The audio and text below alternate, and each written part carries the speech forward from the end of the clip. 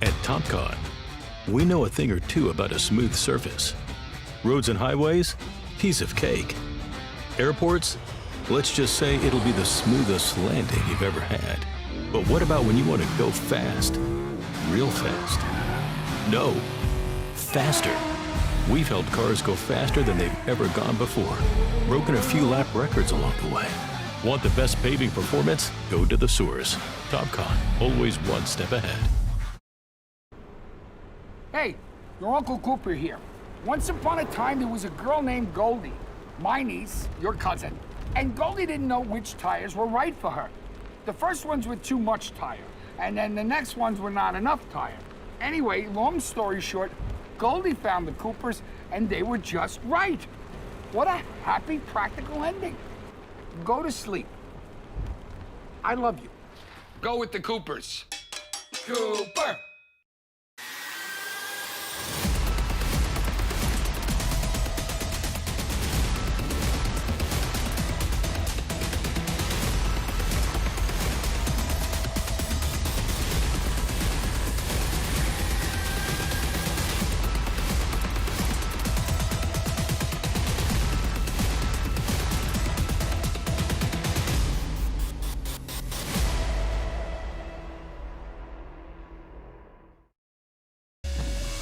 For the third round of the Road to Indy Championships, we are here in Speedway, Indiana, at the Indianapolis Motor Speedway, commonly known throughout the motorsports community as the Roman Coliseum of motor racing. This 14-turn, 2.4-mile road course utilizes the front straightaway at the Indianapolis Motor Speedway, and that is why it is one of the fastest tracks that the Road to Indy drivers will face all season long.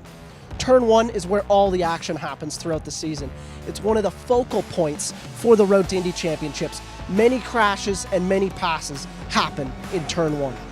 Turn 2 and 3 is all about give and take. You're sacrificing 2 to get around 3 correctly to get the car placement to prepare for Turn 4, which is one of the most important corners here at the Indy GP, as it sets your run up through the chicane at 5-6 and on to one of the longest back straights on the Road to Indy calendar into Turn 7.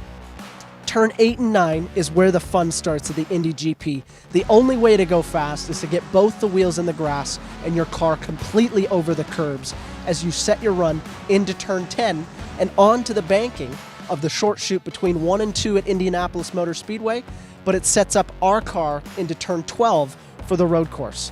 That's where things get tricky. The brake zone is very difficult as you brake off of the oval back onto the road course for Turn 13, 14, setting your run back up onto the longest straightaway on the calendar here at the Indianapolis Motor Speedway. Once you've set your run through 14, it's not quite done. You've got to cross the bricks to finish a lap here at the Indianapolis Motor Speedway.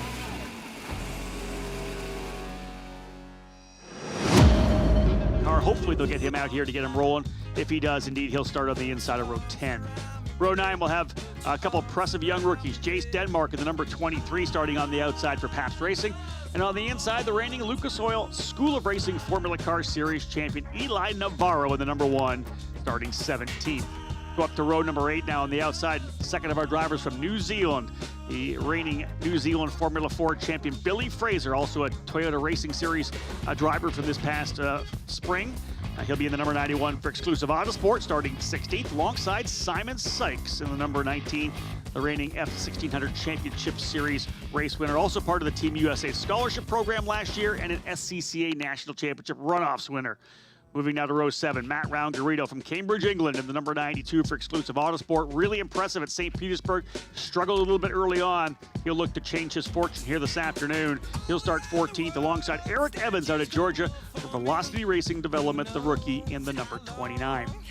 Moving now to row number 6, into the top 12 now, Prescott Campbell, winner of the second round of the series at Barber Motorsports Park. An issue in the opening race. He'll look for redemption here as well. Prescott Campbell in the number 11 for D-Force Racing, starting in 12th alongside Michael D'Orlando, who drove from 12th up to 2nd in the race earlier today, starting 11th. Similar starting spot. D'Orlando looking to match the feet and keep himself in championship contention. The Hartsdale, New York driver will be in the number 4 for Cape Motorsports. Into the top 10 now, starting on the outside of that row 5, Miles Rowe in the number 99 for Force Indy. Early incident knocked off his wing. he ends up falling to the tail of the field. He'll start from 10th, looking to see if he can't get a good result to cap off the day. Alongside him, Dylan Christie, rookie driver for Turn 3 Motorsports, another F1600 Championship Series graduate. Dylan in the 34, starting 9th.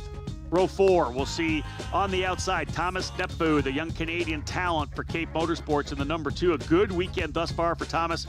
He'll start alongside third-year driver Nolan Siegel for D-Force Racing in the number 10, starting in 7th. Moving now to row number 3 on the outside from Brazil, Kiko Porto, a winner at the end of the season last year at St. Petersburg. Definitely a championship contender still. He needs to get that first win of the year knocked out and in the books. The number 12 driver for D-Force Racing starting 6th. On the inside, Josh Green for Turn 3 Motorsports. In the number 33, he'll start P5. Row number 2 on the outside in the Ignite Auto Sport with Cape Motorsports entry from St. Louis. It's Spike Kohlbecker, top rookie qualifier in that number 5. Impressive run out of the gate for Kohlbecker. Keep an eye on him. He'll start alongside Josh Pearson, who led part of the opening race. Pearson out of Portland, Oregon in the number 24 for Pabst Racing, starting in 3rd. On row number 1, 2 drivers with 2 victories each this year. Yuven Sundaramoorthy on the pole, Christian Brooks on the off pole. Brooks won both races at St. Petersburg, at a podium 3rd at the opening round today. 5 straight top 5 puts him as the championship leader for exclusive Autosport. Brooks in the 44. The driver starting on the pole position in the number 22, Yuven Sundaramoorthy out of Wisconsin, winner of the opening round at Barber and the most recent round here at the Indianapolis Motor Speedway. Getting ready to fire things up. And indeed, we're underway. Drivers firing the engines on their machines. There's a good look at that beautiful USF2000 Race machine of Yuven Sundaramoorthy. He'll start on pole. There's Jackson Lee, folks, in that number 8 machine. Jackson starting in the 20th from Avon, Indiana. Of course, you know his dad. He's been on the PA here many times, part of IndyCar Radio, NBC as well. Kevin Lee. They've worked hard to get the Jackson out of karting through the Lucas Oil School of Racing and Formula Car Series into the F1600 Championship.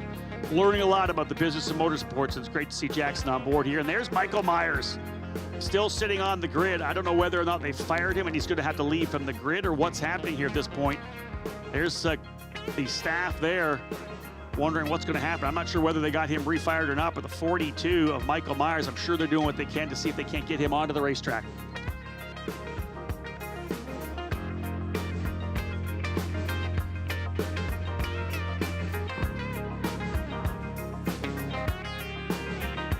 Insight from race control that they will be leaving the spot open for Michael Myers. He was scheduled to start 19th inside row 10, so they'll leave that spot open. Myers will be able to roll it onto the racetrack and get things underway. But that's the grid right there. Drivers have rolled out to get things going, and we're about set for the second of 3 races here this weekend at the GMR Grand Prix. The Road to Indy drivers getting set to go. Wonder if that's Jackson Lee actually stopping on the end of pit lane here right now. Picking up what's happened with the driver stopped. And indeed, that is Jackson Lee. Jackson's had a rough weekend as it has been so far. For some reason, stopping at the tail of the field. I wonder if he needs to pick up the field from the tail. So an issue here for Jackson Lee. Yuven Sundaramoorthy and Christian Brooks leading him now down the back straightaway. And indeed, some kind of an issue here for Jackson Lee. The engineers from Elite Engines coming over to maybe plug in to find out what's going on. Jackson getting a call of what's happening there to his machine. Tough one for Jackson. He may have to start from pit lane. So a couple issues from the drivers a little further back. That's just brutal. Yeah. To come here to anticipate racing at Indianapolis for so long and then just have a tough day like this. You have to feel for Jackson as he sits and waits and they try and figure out what's wrong with that machine. I think you're exactly right. It's you think about how much he wanted to race here. He's an Indiana boy. Raced his karts out at Newcastle Motorsports Park, just 25, 30 miles, not even that much east of Indianapolis, and then moved, of course, to the F1600 Championship after doing the Lucas Oil School. As I said, you've just wanted to race here, and he got taken out early at the start of race number 1. Now he's not able to get on the track for race number 2. This plays with the driver's psyche in a big way. And just a bitter disappointment as they push that car backward toward the pit stalls for Jackson Lee. So a tough way to start race number 2, or maybe even not start race number 2 as the field works its way around into the final corners as we get ready for the start. You guys ready? Let's go racing, right? That's what I'm all for. All right, indeed. Spots hopefully coming over for the start for these drivers coming back on. I don't know whether it's going to happen or not. Jackson Lee, of course, as we said, in that Browning Chapman Mockett Spruce Haven Farms entry. Work being done for 2 drivers on pit lane right now. Hopefully to see them getting back out onto the racetrack. But the drivers otherwise coming out to the front straightaway, they'll have to start from the pit lane if they do. Yuven Sundaramoorthy in charge of the start here. He punches off and we're racing. Green, green, green for race number 2 in USF2000, and an aggressive move from Pearson to try to go inside. Pearson's going to go from 4th, potentially up into 3rd. On the outside is Kohlbecker. In the middle is Christian Brooks. Brooks trying to run the outside. A little bit of a brake lock up there for Pearson. Right now, everybody coming through cleanly. One of the D-Force drivers falling back a little bit. A couple drivers cutting some grass, coming through turn number 3 and over to 4. 3, 4 wide. Impressed so far. The drivers giving each other room. Alan, when you're in there in the opening lap, right? Trying to get through. I'm just surprised. I was holding my breath to see that they all managed to get through there okay. Great job. Here they come to turn 7. Back-to-back big moves down into hard braking zones. Turn 1, turn 7. You can see the dive move into the inside for Josh Pearson, trying to hold off Christian Brooks. As Yuven Sundaramoorthy now, the University of Wisconsin Badger, out front as the leader. Behind those 2 Pabst racing cars, Christian Brooks and Spike Kohlbecker slotting in. First time out of turn number 10, up onto the banking by turn number 2 in the oval, and away we go here. A lot of defensive racing further back. Clean so far through the first 12 corners, now to 13 and 14. A little side-by-side, back about 8th or 9th in line. Everybody still squaring it up, making it clean. And we'll complete lap number 1, despite all looks, under green. Yeah, we held our breath, I think, coming through turn number 1. But once they can get through that opening corner when guys are side-by-side, yes, it is the best opportunity to overtake in any race you have. No push to pass, of course, in USF2000 or Indy Pro. You got to race your way up front. And nice to see all these guys get through that opening circuit. The 2 Pabst racing cars running out front here, and they've been good all weekend long so far, both Yuven Sundaramoorthy and Josh Pearson. Sundaramoorthy in his 3rd season, and the 2nd season for Josh Pearson. Driver coming into pit lane, potentially the number 10 has rolled down pit lane as well. So more issues for drivers involved. That's Nolan Siegel. Siegel into pit lane.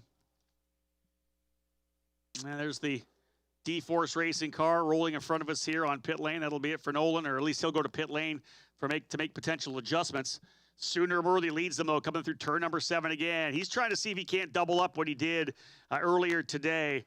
And Alan, that's one of those things, you know, when a young driver, especially at this level, when they get that confidence, it's such a valuable commodity because they're always second-guessing themselves. You win 1 race, we've seen them win 2 or 3 in a row. And well, you know, look, you find a good setup that's comfortable, find pace in a car, driver finds his course, and the opportunity to come back and do it again that same day, and the advantage of starting up front as well because of the success earlier. What a great combination, and right now a great way for the afternoon to continue for Sundaramoorthy as he leads this race in the early going.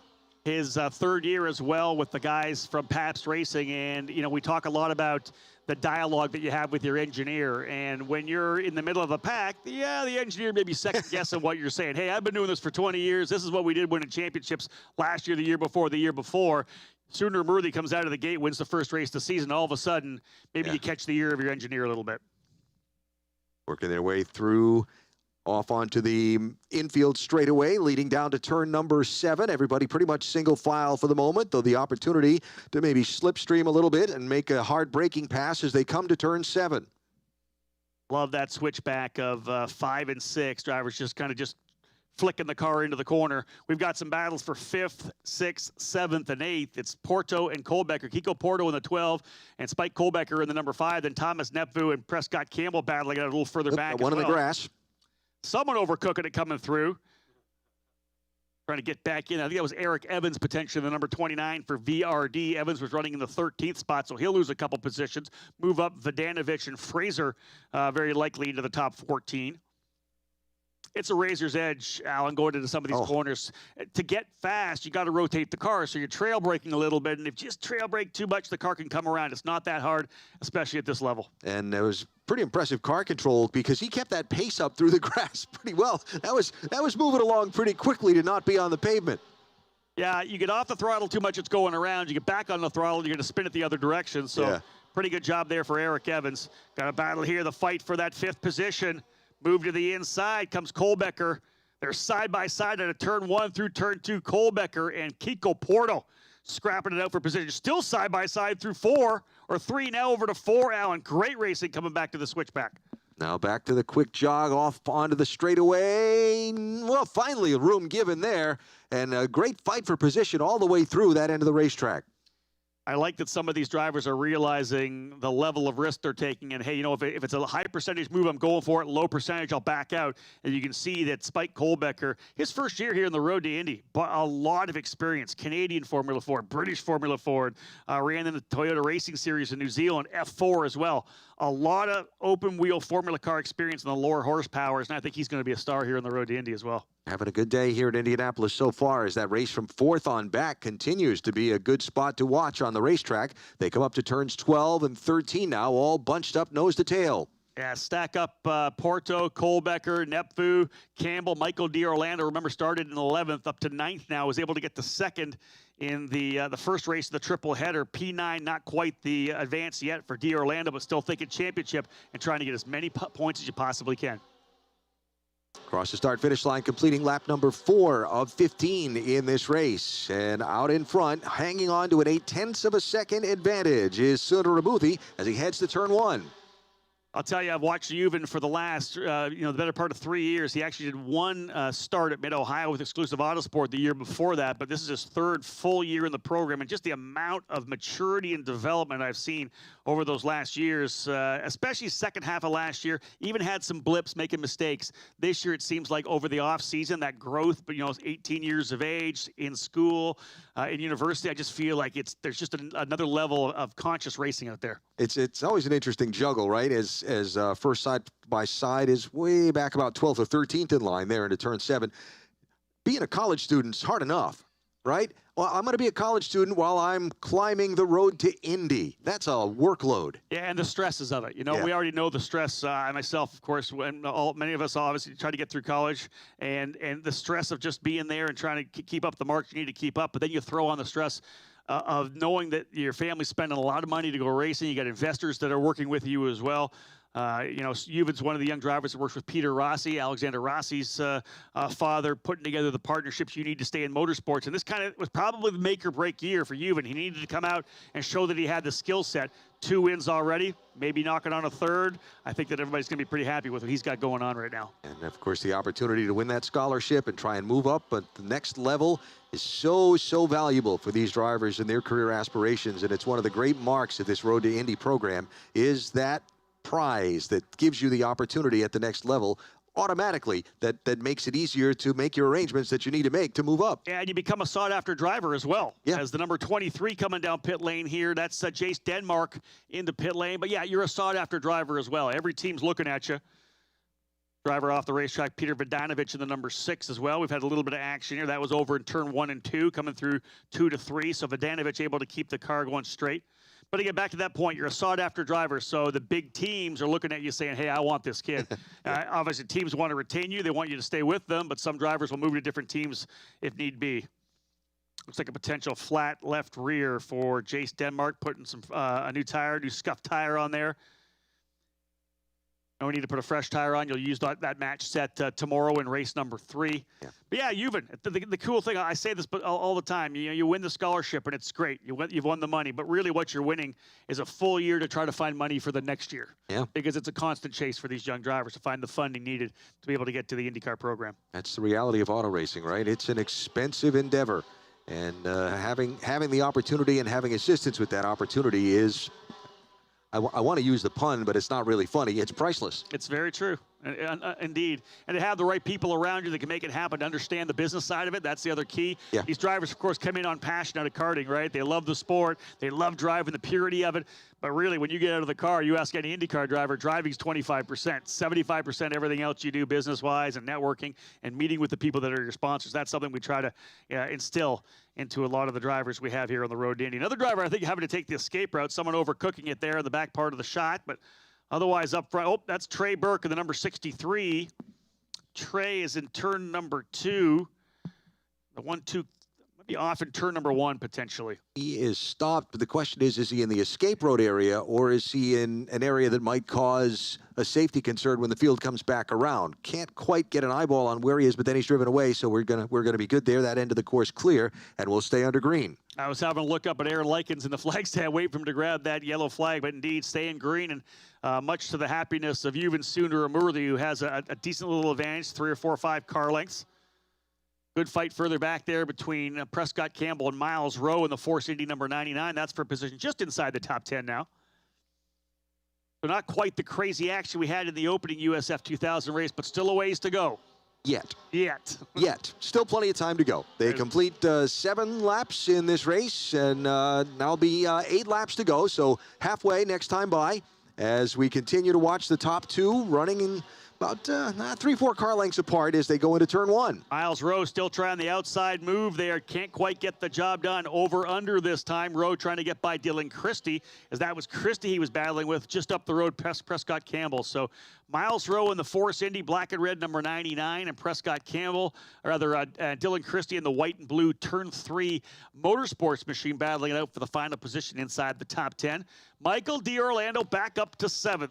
Near the tail of the group you're seeing here is the lead 3 drivers rolling through turn number 7. D'Orlando started 11th, now finds himself up into 7th. And here's an issue here for the number 3 of Evan Stammer. Evan was battling it out deeper in the field. Front wing damage. The Cape Motorsports crew will get that changed to get him back out. Evan just needs to get track time. That's what this is all about. Get as much track time as possible, because look at Michael Myers and Jackson Lee, Alan, not able to get back out on another racetrack. Not a lap in this race for those two, and a disappointment there for sure. Watching this field work now, the 8th lap of the event as we come to the midway point of their 2nd race of the day here at Indianapolis. Another one still to come tomorrow for the USF2000 series. And they streak across the line and head back to turn number 1, still all pretty much in single file at the front of the pack. There's a battle here. That fight's still going on deeper in the field, being aggressive to the inside there as they came across start finish. But indeed, 8 races on the road to Indy presented by Cooper Tires on the docket here for the weekend. 3 down. This is number 4. 4 more tomorrow, as we'll have 2 Indy Pro 2000 races, 1 in USF 2000 race, and we'll cap things off with Indy Lights right before the GMR Grand Prix for IndyCar. That's a great fight further back that we're watching come through turn 4. And that's the beauty of a big field, and especially when you're talking about drivers developing, Alan, is I don't care where you are. As long as you're going wheel to wheel with somebody, you're working on your racecraft. That's what we love about this road to Indy. It's about experience. It's about learning how. And, you know, the cars are all pretty evenly matched, so it is going to come down to what you're doing with the wheels and the pedals and your racecraft and how much you're able to get done. Yeah, it's the design of the program, spec all the way up through. Everybody, of course, in the same chassis. In this case, the Tatis USF17 will get the halo added on to a new tub for this car next year, as we will for Indy Pro 2000. But you're right, it's the same sealed spec engine, same tires, same chassis. The team obviously has a lot to do with it, the engineer and the dialogue they have with the driver. But the bottom line is, like you said, it could be even the best car out there. If you can't get the job done with your feet and your hands and your head, you're not going to be able to win races. At the head, that's a big part of this sport also. And that's what these guys are learning. Yep. Learn by making mistakes, being in situations. They call it experience. Well, you have to experience it. Next time, hopefully, you know better. Yuven Sundaramoorthy has that experience. His 3rd year in the series, a 1.1 second advantage, looking to go 2 wins here at the Indianapolis Motor Speedway. Here's a fight right now. That's Christian Brooks scrapping it out right now with a 12. Akiko Porto. Brooks still hanging on to the inside. Porto trying the outside. Who's going to give going into turn number 4? That's an aggressive run. That's for the final position on the podium. Brooks had a pretty good lock up there going into 1. He carried that right front tire a little bit on that machine, so hopefully didn't do any damage to it that might slow him down as the race goes on. Yeah, one lockup leads to another lockup, leads to another lockup. Once you start flat spotting that tire, you're in trouble. Here comes Kiko Porto to the inside, trying to go to P4. No, he's on the outside. Again, holding the outside. That he may get the job done coming through over to turn number 8, 9, and 10. Kiko Porto trying to go to P3, moving Brooks back into 4th. Christian Brooks qualified on the pole. Look at the fight continuing. I think Kiko potentially is through now. Indeed, Porto goes to 3rd.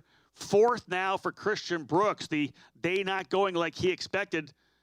Podium here last year. A couple of podiums here last year. His breakout podiums in his rookie season. But after qualifying on pole, I don't think things are going exactly the way he thought. Right now, the Pabst Racing cars, the Rax Racing team rather, seems to have a really good race setup as they are going 1-2 right now. Yuven Sundaramoorthy and Josh Pearson 1st and 2nd. 10 laps down, 5 laps to go in this second race of the day for the USF2000 series on the road to Indy. As they head off to turn number 1, the leaders still pretty much settled in line, but that race for third continues to be a hot little scrap. Looking at it here through turn number 1 over to turn number 2, and look at that car at left of the screen. Tuck it in here. That's Josh Green for turn 3 Motorsport. He's trying to come in here as well. He's currently P5. Michael D'Orlando, who went from 12th to 2nd, now 11th to 6th. He'll have something to say about it over the last handful of laps. And there they are right there, 3rd, 4th, and 5th, and 6th. Leaders looking good out front. Augie Pap's team is absolutely rocking here at IMS. Oh, here's a move for D'Orlando. This guy's been on fire, trying to the inside. No, he's on the outside. That's D'Orlando on the outside. He gets the spot. Something to be said for challenging a driver who finished 4th last year in the championship with a couple of rough qualifying runs, and he is really making the best of it right now. 2nd in the opening race, I thought was absolutely incredible. I didn't think he'd get that far up, but a great run for Michael D'Orlando. And advancing well here in race number 2 on the day for D'Orlando. So as they work their way down to turn number 12, it is still... it looks like Brooks, who's kind of the struggler of that group after losing a spot earlier, losing the 3rd position to Porto, now being challenged as well for 5th and 4th. Being told the incident over in turn number 1 under review from our race control. We'll have a look at that again at the end of the day. Otherwise, here's the fight right now. D'Orlando with a big run. Christian Brooks, same as the opening race, Alan, battled and struggled in the second half, just didn't have the race car. He's having to run the inside line, trying to hold off D'Orlando. Will try to push him wide to the outside. They're side by side here again, coming through turn number 2 over to 3. And he hold the inside to get around the right-hander and gain an advantage before they switch out of 6 and on to the infield straightaway. Indeed he does, yeah. Able to hold, no. There's an issue there. Yeah. He wasn't able to get done into the corner. Christian Brooks cut the corner of turn number 6. Didn't go around the issue there. He'll have to give up that position. He's running the inside line right now. In fact, no, that's D'Orlando. D'Orlando's got the spot, so move Christian Brooks back to 5th position. And Josh Green in 6th. Christian Brooks going the wrong way. He was the dominant driver at the Grand Prix of St. Petersburg, won both races with a podium 3rd in the opening race today. 5 straight top 5s, but is in danger of losing that. Currently running in the 5th position as D'Orlando's been able to get by.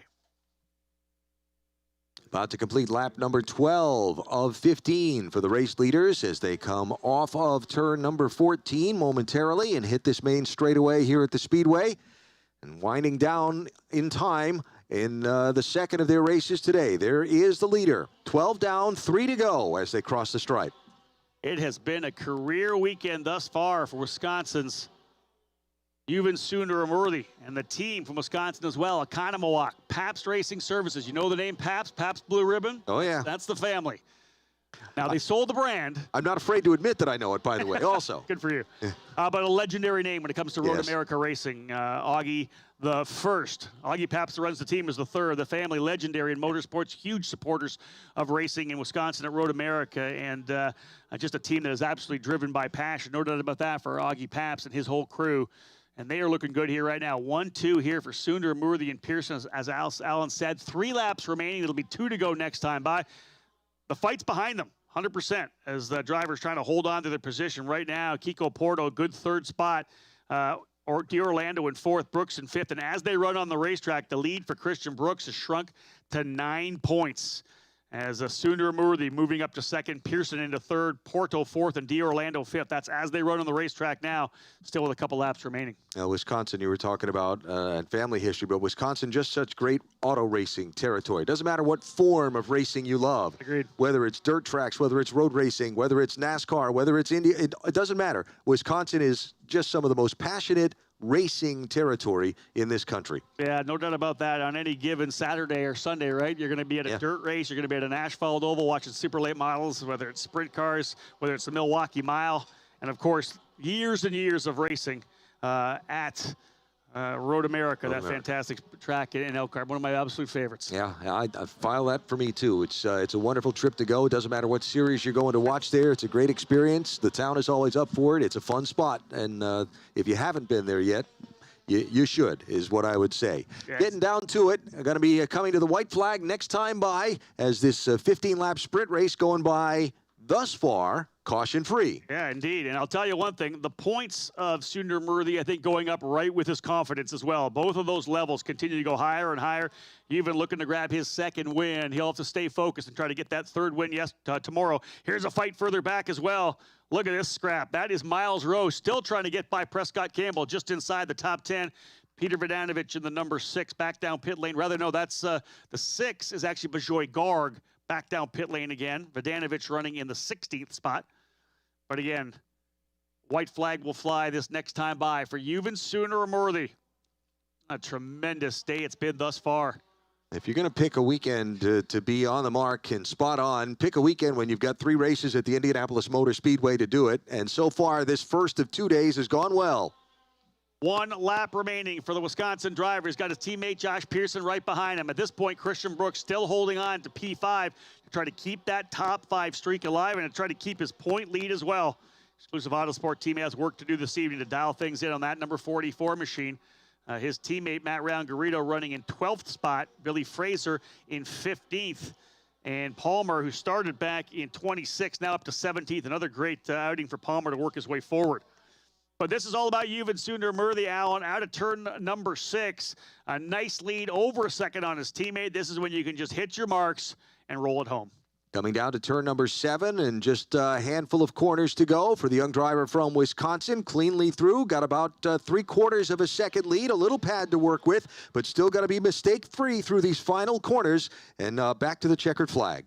Pretty much the same gap between everybody here in the top 6 or 7 here. But again, it's all about Sundaramoorthy and all about Pabst Racing. They're out to a fantastic run here. Josh Pearson, just 15 years of age, P2. He's going to work himself up into the 3rd spot in the championship, just 25 points back. But out of the final corner, and he will chase that car down here to the yard of bricks. Back-to-back jacks here in Indianapolis for Yuven Sundaramoorthy as he wins again in the Cooper Tires USF2000 Championship. He'll work his way out of the final corner and score that victory. Can't even see him. He's so far tucked down on the wall here. Gonna salute the team as they're out there cheering him on. There they are, Augie and the crew. It's passion that fuels the sport at this level, Alan. You know, it's the driver's passion, but the teams absolutely love it. They love working with these young drivers. Yuven Sundaramoorthy with the victory for Pabst Racing. It's a 1-2 for the team as well. Josh Pearson coming home 2nd. Kiko Porto up onto the podium in 3rd, getting himself back up into the top 5 in points. Michael D'Orlando, 11th to 4th. Another jump into the top 5 from starting outside the top 10. And Christian Brooks, who started on the outside of the front row, mid-race. Car looked like it tightened up on him or something because he just fell back and luckily did not lose a spot to green. Caution free, and Sundaramoorthy led all of the laps in the race after starting up front, and a total of 142 on-track passes in those 15 laps for the 26-car field. Pretty impressive. It is, no doubt about that. Sundaramoorthy, I think the big thing for him, he'll like the win, but closing to within 9 points of the championship again. That scholarship up for grabs to move you to the Indy Pro 2000 Championship next year. So absolutely crucial.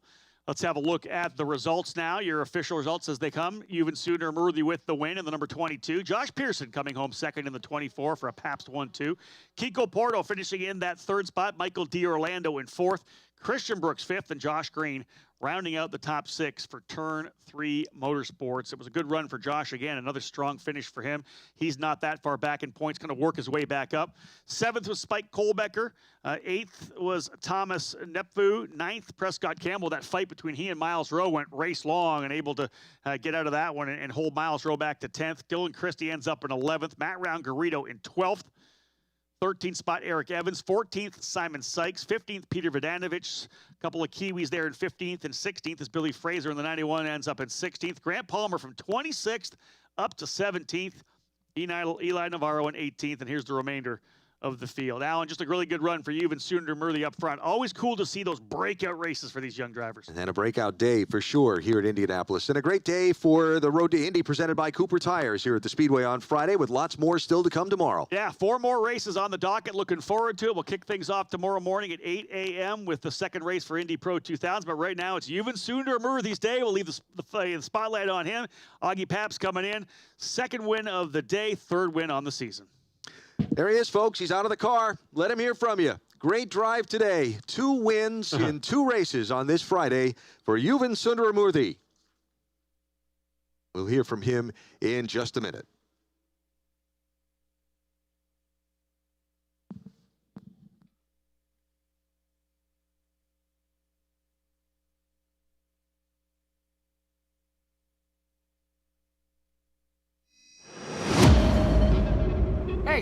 your Uncle Cooper here.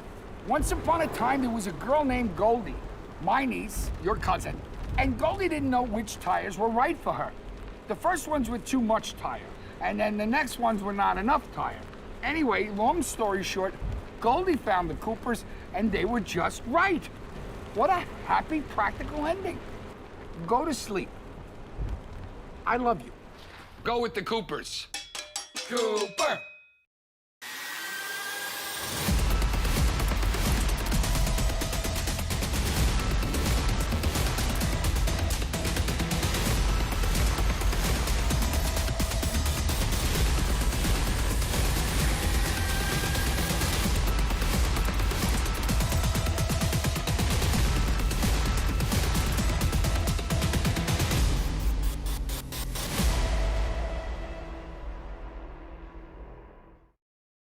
Karting and motorsport enthusiasts, Lucas Oil School of Racing is America's #1 Formula Car race school. Enjoy modern paddle shifters, pit speed limiter, and onboard video along with integrated data systems. Get started today with our 2-day basic or advanced course. Lucas Oil School of Racing is the official school of the Road to Indy. We can also qualify you for your SCCA license. Get started today by visiting us at www.lucasraceschool.com. With over 40 years in business, High Tide Boat Lifts is committed to elevating your craft. Whether you own a personal watercraft or a large yacht, we can design and create the perfect lift for your needs. At High Tide Boat Lifts, we understand that you've worked hard to get to a successful place in life. We'll ensure you have a hassle-free experience, maximizing the time you spend on your boat with family and friends, and supporting your dreams out on the open water.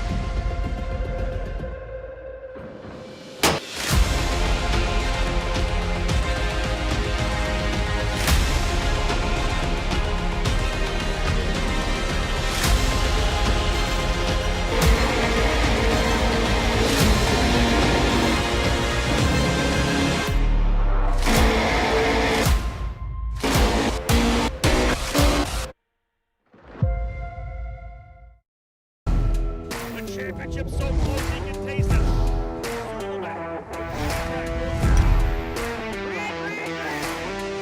Oliver Askew has won the Freedom 100. Side by side. And your new champion, Christian Rasmussen.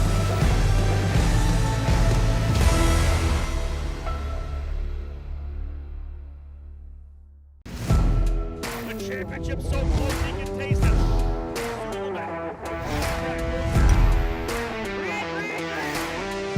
Oliver Askew has won the Freedom 100. Side by side. And your new champion, Christian Rasmussen.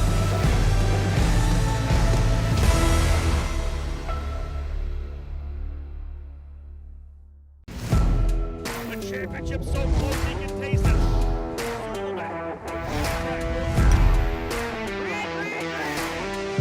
Oliver Askew has won the Freedom 100. Side by side. And your new champion, Christian Rasmussen.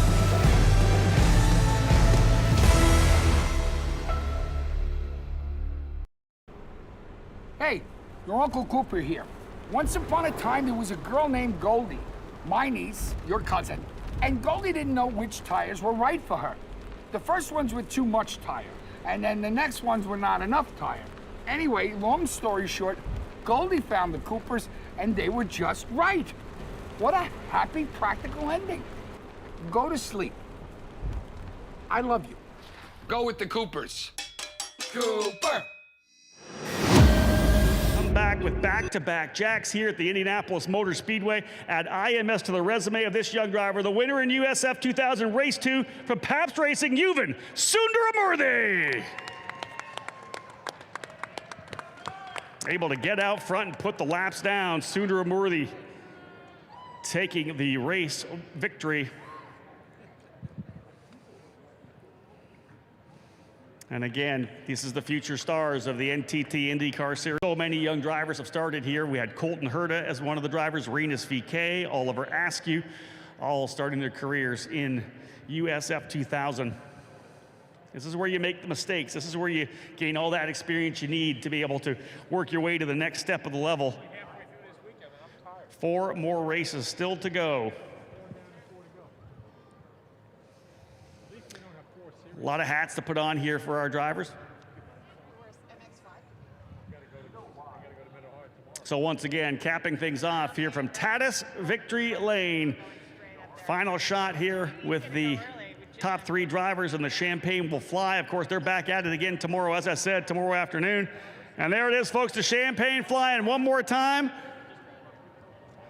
Yuven giving them the call where they're going to spray. And again, folks, that's it. The podium. One more round of applause, please. My drivers in USF2000, Kiko Porto, P3, Josh Pearson, P2, and the winner for the second time today, Yuven Sundaramoorthy for Pabst Racing. We know a thing or two about a smooth surface. Roads and highways, piece of cake. Airports, let's just say it'll be the smoothest landing you've ever had. But what about when you want to go fast? Real fast? No, faster. We've helped cars go faster than they've ever gone before. Broken a few lap records along the way. Want the best paving performance? Go to the source. Topcon, always one step ahead. Hey, your Uncle Cooper here. Once upon a time, there was a girl named Goldie, my niece, your cousin, and Goldie didn't know which tires were right for her. The first ones were too much tire, and then the next ones were not enough tire. Anyway, long story short, Goldie found the Coopers, and they were just right. What a happy, practical ending. Go to sleep. I love you. Go with the Coopers. Cooper!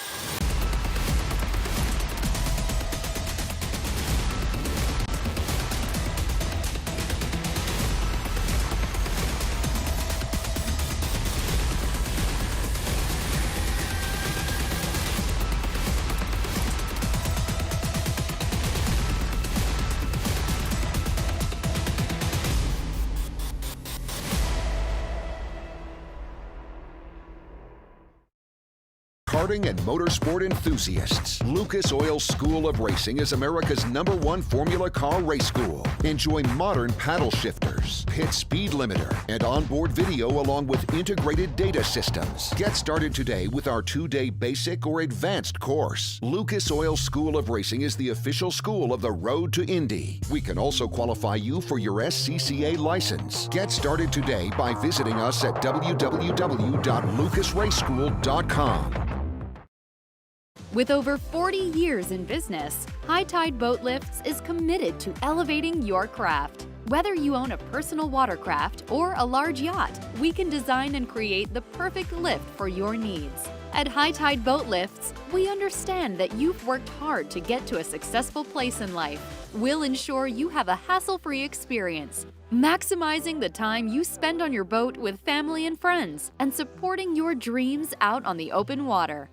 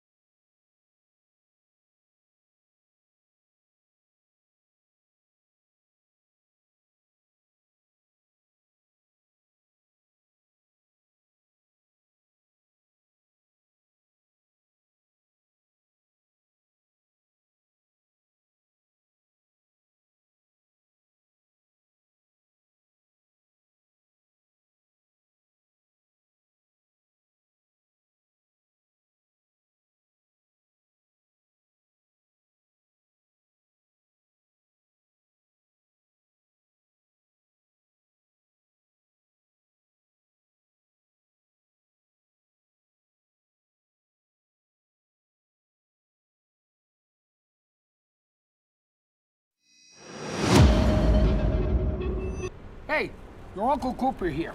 Once upon a time, there was a girl named Goldie, my niece, your cousin, and Goldie didn't know which tires were right for her. The first ones were too much tire, and then the next ones were not enough tire. Anyway, long story short, Goldie found the Coopers, and they were just right. What a happy, practical ending. Go to sleep. I love you. Go with the Coopers. Cooper! The championship so close you can taste it.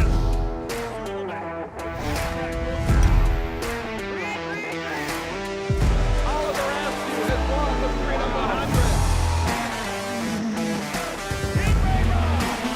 Side by side. And your new champion, Christy Rasmussen.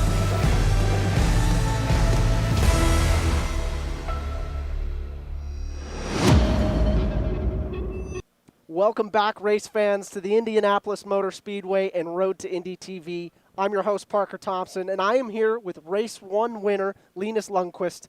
Linus, how did it feel to cross the bricks as a race winner here at Indianapolis? I felt awesome. I mean, you can't really say anything but it. It's been a very good weekend for us so far, and to get away with a 1-2 for the team as well with David in P2, Yeah. I mean, that was very good. And I think it shows as well that we have a pretty good car around here. So I have to say, before the introduction of Global and HMD, Andretti has went almost unbeaten here. This is their home track. This is where they put a lot of effort in. They've always had 4 strong cars here. Did you know the task you had coming into this race weekend? I mean, I think that was the good thing, maybe as an outsider coming from outside of the Road to Indy, that the powerhouse that Andretti is maybe wasn't as scary for me as most people. So going into this one, everybody for me was sort of on a blank page. And obviously, as we entered Barber, we had a good weekend, and then obviously St. Pete was a bit rough for my part, but it's good to be able to bounce back here. Yeah, and the other impressive thing, Linus, you know, there was a question mark over how quick you could learn a track. For the Road to Indy fans and for a lot of the Road to Indy team owners and IndyCar team owners, they watched you at Barber. It's a track you already had won at. So that was expected for you to get good results. You went to St. Pete. Honestly, probably not the start you wanted, but I thought you recovered the weekend very well. But coming here, to come in, and it wasn't just in qualifying in race 1 you were quick. You were quick right off the bat in testing. Yeah. You know, you topped 2 sessions yesterday. You had the pace. So I have to ask, what was the change from St. Pete to here? I think a little bit of confidence, to be honest. Obviously, St. Pete, I think the most trickiest part was just getting like a 40-minute practice to start off with. Never been to St. Pete before, and which most of the people in the field had, and only getting the 40-minute practice and 2 qualifyings on the same day. It was very hectic, so it didn't leave much room to reflect or trying to improve on some things. And that's what I think we lacked a bit in St. Pete. And then obviously race 1 was messy, but to finish off with a podium was very nice. And like you say, to start off the weekend with, you know, topping 2 sessions on the Thursday and then qualifying pole and the race win, I think we're building some good momentum now. I would say you're indeed building some good momentum. What about IMS clicks for you? I don't know. It's just some. Honestly, I don't know. I just like the place. It's cool. Like every time you enter the place, you just feel a different atmosphere, and it's kind of special. We spoke about this earlier, but driving across the bricks on the start-finish line, and I don't know. It just has a certain vibe to it. Okay, well, I'll get some. I've heard some insider information that your braking technique is very good. Now, I haven't seen your data. I haven't driven against you yet, so I can't say that personally. But what about your braking here? Obviously, brakes are very important here. You've got 4 major brake zones, probably the highest pressures that we're going to see besides Road America or other big brake tracks. Is there a certain technique that you're using around a place like this? I brake as hard as you can. Okay. As long as you can. I mean, it's a bit tricky around here as well because you run quite trimmed, so not a lot of downforce, but then we have high speeds and high braking zones, which means that the braking is usually a bit of a dancey vibe to it, which is kind of nice because it means that you're on the limit. But it's also like the last part of the lap, or like 7, 8, 9, 10, it has a really good flow to it, in my opinion. So what you do in the first bit is going to show up at the last bit. So you really need to think how you go through those corners. Wow, okay. How about tire deg here? We talked about big brake zones. You talked about the good flow at the back section of the track. Pretty easy race for you. I mean, both you and your teammate, You got around, your teammate got around Sari, and it was pretty well 1-2 from there on out. You guys checked out again, much like Barber. Were you managing tires throughout the race? What was your game plan? Yeah, I think especially in the, obviously the first few laps, it's just about, full beans and just trying to open up a bit of a gap. But then after that, you're trying to look after your tires unless, well, in case there's a safety car or a restart and those type of things. But towards the mid to the end, obviously David was catching a little bit, and then I tried to up the pace so we could match him and maybe increase the gap a little bit. No, good. How much is the heat this afternoon compared to this morning? And then not only the heat, but the IndyCar rubber, how much has that affected your car? I think the biggest thing was the temperature, and that was one of the big things going from Thursday practice as well, jumping into early qualifying this morning. I mean, temperature was huge difference. So, like say Thursday, lap came in, or the tire came in on the new tire so early, whilst in qualifying it's almost double the time. So you definitely need to have that in mind when you go into qualifying this early. Yeah, for sure. It changes as a driver your whole mentality because you're waiting on the car to come in and you're waiting for that perfect lap where everything's up to temperature. You've got another qualifying in the morning tomorrow. You've got another race to focus on. But I have to ask, I've asked all the winners, and I'm going to ask you, have you kissed the bricks yet? Not yet. Keyword yet. Perfect. Yeah, I will make sure to do that tomorrow. And that's definitely a picture I will have on my wall. Awesome. That sounds great, Linus. Well, best of luck tomorrow morning for qualifying, and we look forward to watching you in Race 2 and the rest of the championship. Don't go anywhere, Road to Indy TV fans. We've got more race winners coming up on the show right after this. We know a thing or two about a smooth surface. Roads and highways, piece of cake. Airports, let's just say it'll be the smoothest landing you've ever had. But what about when you want to go fast? Real fast? No, faster. We've helped cars go faster than they've ever gone before. Broken a few lap records along the way. Want the best paving performance? Go to the source. TopCon, always one step ahead. Hey, your Uncle Cooper here. Once upon a time, there was a girl named Goldie, my niece, your cousin, and Goldie didn't know which tires were right for her. The first ones were too much tire, and then the next ones were not enough tire. Anyway, long story short, Goldie found the Coopers, and they were just right. What a happy, practical ending. Go to sleep. I love you. Go with the Coopers. Cooper!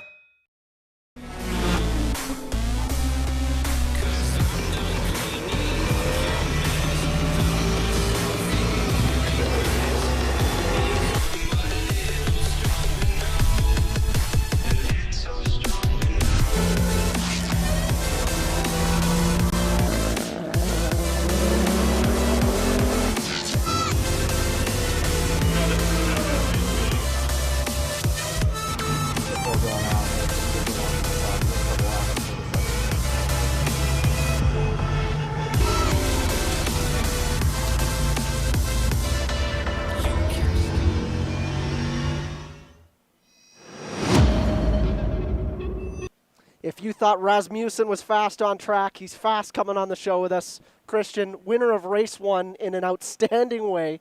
Thank you for coming on the show.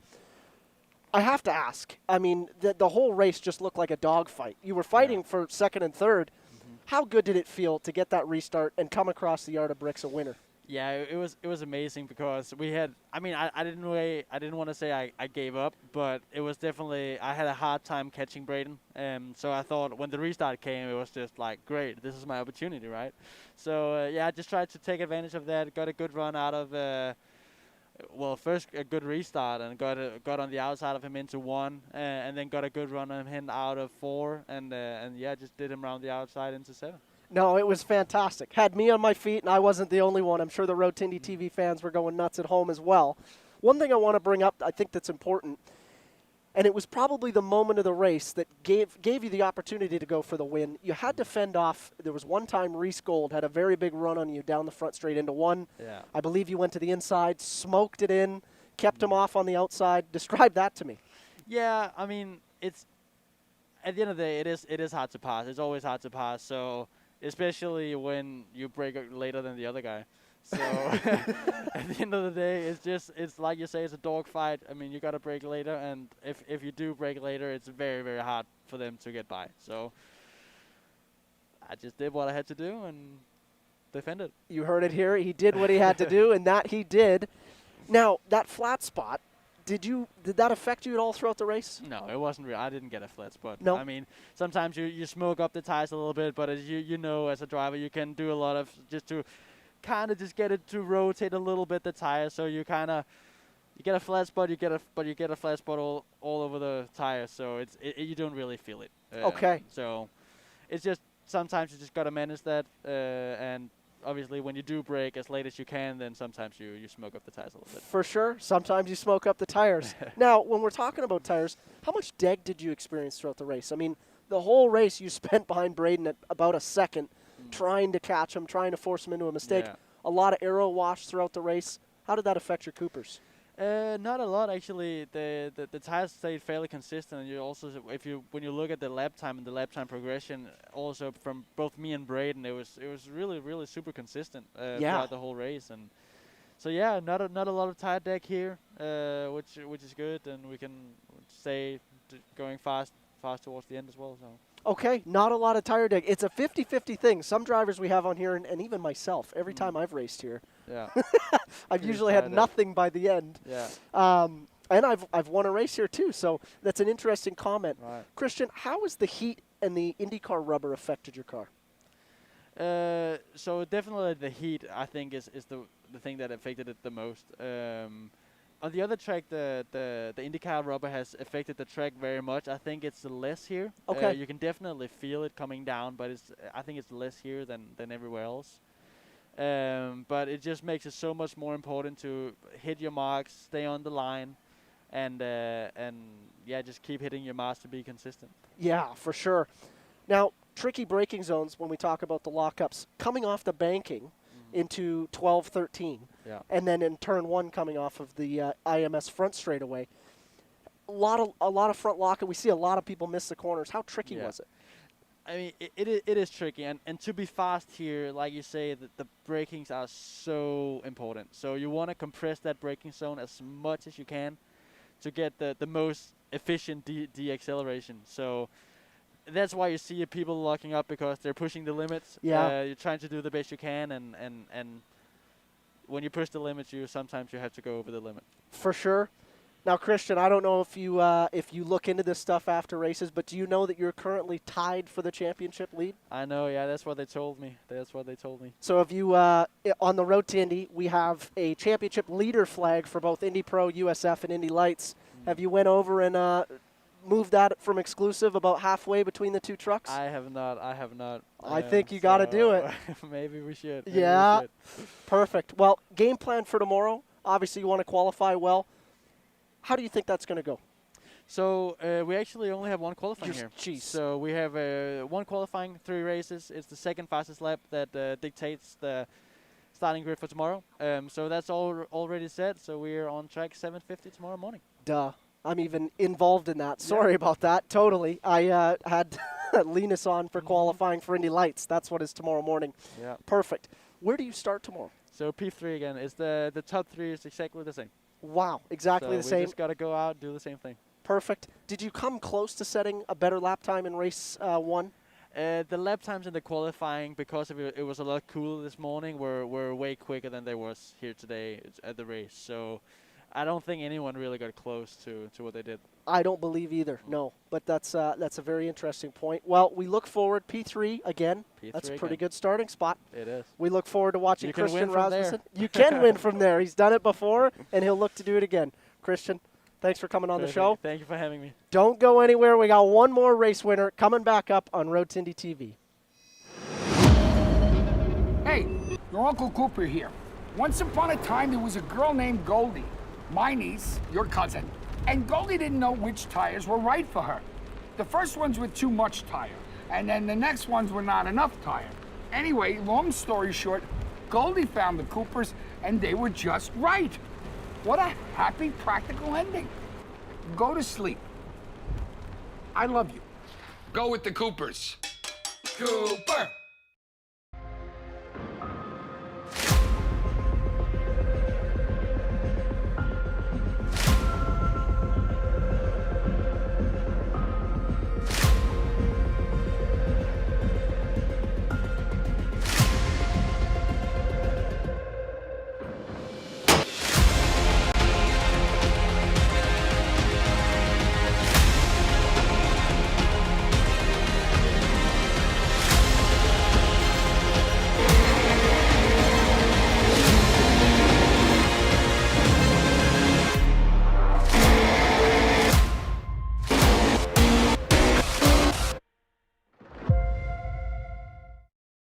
Karting and motorsport enthusiasts, Lucas Oil School of Racing is America's #1 Formula Car race school. Enjoy modern paddle shifters, pit speed limiter, and onboard video along with integrated data systems. Get started today with our 2-day basic or advanced course. Lucas Oil School of Racing is the official school of the Road to Indy. We can also qualify you for your SCCA license. Get started today by visiting us at www.lucasraceschool.com. With over 40 Well, race fans, when it rains, it pours. Yuven Sundaramoorthy takes his 3rd win of the 2021 USF2000 Championship, again in dominant fashion. Flag-to-flag victory. Yuven, where did this come from? I really don't know. I mean, pulling out a Grand Slam was not something that I was expecting to do, so really happy with it, and feels like I was here not too long ago. You were here not too long ago, but I have to say it's deserved. You put a ton of work into this. You know, it's not like you just came from nowhere, and I by no means mean to say that, but I have to say, what a breakout weekend for you. It's always tough to win. It's even tougher to win twice. Now you've won 3 times.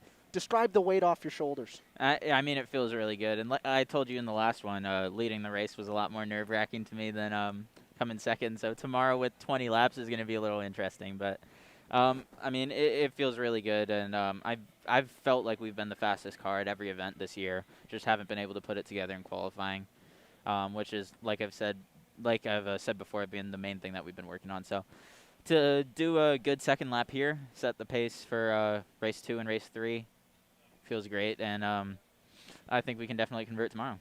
So Yuven, he's already on pole for race 3 tomorrow, looking for some high hopes. But let's talk a little bit more about race 2. Flag to flag. Describe to me, you said you were nervous leading a race. Now you've done that for 15 straight laps. It's got to be another weight off your shoulder. Yeah, I mean, it's still, every time I'm leading a race, no matter when it is, I'm always going to be nervous. Hopefully now, tomorrow, I can go in and know I did it once. I can do it again. So with 20 laps, like I said, it's going to be a lot more of a beast, especially with older tires. But we'll see what we can do. Well, and it was nice, too. There was no yellows, so that was all you. You had to go out, you took control of the race, and you drove off to a victory. Describe to me the emotion of getting to the point. When did you think you were going to win the race? At what point? Before the race started. Okay, all right. But you said you were nervous, so I'm breaking it down. I mean, I was nervous, but I'll always be nervous no matter what. If I know even after I've won the race, I'll be nervous. But, I mean, I've known we've been the fastest car here. Paps has put together an incredible car with my teammate Josh Pearson right behind me at the start. I knew if we got a good start, got out, got Brooks behind both of us, we were able to pull away because this car's been fast here. So all it came down to is getting a good start, getting Josh right behind me, which we did, and pull away from there. No, great. What are you nervous about while leading? Well, now you're digging deep I'm into my words. digging deep. More so just kind of overall nerves, just kind of like the butterflies in your stomach kind of a feel. Don't want to make any mistakes, kind of know how much, this is what I told Diane Swinthal in my interview before, is it's mainly about knowing how much to push. You don't have a bunny to chase. Yep. You can't push too much because then you'll make a mistake and go off, which is what I did in qualifying. And you can't push too little, otherwise the car behind you catches up to you. So it's kind of the balance that you have to set the pace and know where that pace needs to be set. Well, I think you should know that if you don't have butterflies, you don't care enough about racing. So that is 100% a normal thing for a race car driver to have. And I hope going into race 3 tomorrow, you have the confidence to know that you have now led multiple flag-to-flag victories. There is no question mark that Yuven Sundaramoorthy is a contender this year. Describe what your game plan is tomorrow morning. Yeah, I mean, and even on lap 10 of that race, too, you were in my mind. I was like, oh, Parker said I should probably save tires. I should probably save tires. And that's definitely going to be a big thing tomorrow with a 20-lap race and older 5-lap old tires to start the race off. I mean, you could, if you look at the lap times from that one, first 3 laps were 25.4s. Yep. Immediately went to a 26.0 on lap 4. So those guys that have saved a set of tires are going to be off to a really good start early. And the goal is just to keep them behind long enough for the tires to plateau out. Well, the nice thing is, too, though, I always say when you're starting early in the morning, a scrub set comes in just a little bit more. So for that start, I think you can relax knowing that first lap you might have an advantage. Then you've just got to manage there for the next kind of 5 to 10 while those guys come on strong. Yeah.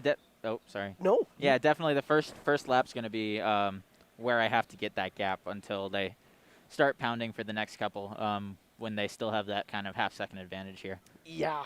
How dirty is it braking on the inside of the track, being on the pole sitter? It's an interesting thing. You kind of have to, it goes back to knowing how much to push, like I said. You have to kind of judge it, not go too far, not go too early, and I also had my teammate behind I had to worry about to kind of keep him with me, don't create a gap that Christian Brooks could have slotted into. For sure. Yeah, so it was a lot of things to kind of juggle. Ended up going with like a half board before my normal braking point. So it's not too bad, especially at a clean track and a really smooth track like this is. Well, that's interesting. For the fans at home, every race car driver uses what's called braking boards on the side of the track to know where they're braking at. Usually they're in the feet range of 100 to 500. So starting at 500, 4, 3, 2, 1. So what Yuven just said is he's using a half a board later in the brake zone, because obviously when you come for the race start, you're not coming at full speed. Generally, we have a start zone, which slows us down a little bit before we take the green flag. So interesting to say. Hopefully none of your competitors are watching this tonight and going, I know where he's going to brake, but I don't think you have to worry about that, to be honest. Take me through, obviously, more IndyCar rubber, and not only more IndyCar rubber, more heat. Did you experience tire deg? Because in race 1 you didn't. Definitely in this one. Okay, all right. Me and I had Josh on my tail, and he was catching me, and I could see he was catching me. He made a mistake in turn 4, which kind of gave me a little bit of a gap, about a 1 second gap, which I probably shouldn't have been, but I was looking up on the tower there, seeing what my gap was to the car behind me. But definitely towards the end of the stint, I was seeing graining on my front left tire into turn 10 and into turn 4. So it was a bit of a struggle to kind of hold, but everyone's in the same boat. Everyone's in the same boat. And honestly, if you're leading the race, they're in a worse boat. Exactly, because they've got the aero wash and the dirty air to deal with. Interesting note, he said that he watches the timing pylon. I think every race car driver is guilty of this. What that is, at Indianapolis Motor Speedway, on the front straight, they actually have a rundown of the top 10. And now, they used to not have this, but now they have the gaps of where all the cars are behind the leader. So if you're Yuven and you're checked out in the front, you actually get a live rundown of how far all the cars are behind you. So that's a pretty funny story for everybody on Road to Indy TV. Yuven, it's been an absolute pleasure watching you not only grow up on the Road to Indy, but to go out and get that third win, to lift off any question marks. Super proud of you. Go out and get the job done tomorrow, and then please kiss the bricks when you go win your race tomorrow. Thank you. Will do. Tomorrow's races start off very early. Tune back into Road to Indy TV live, 8 a.m.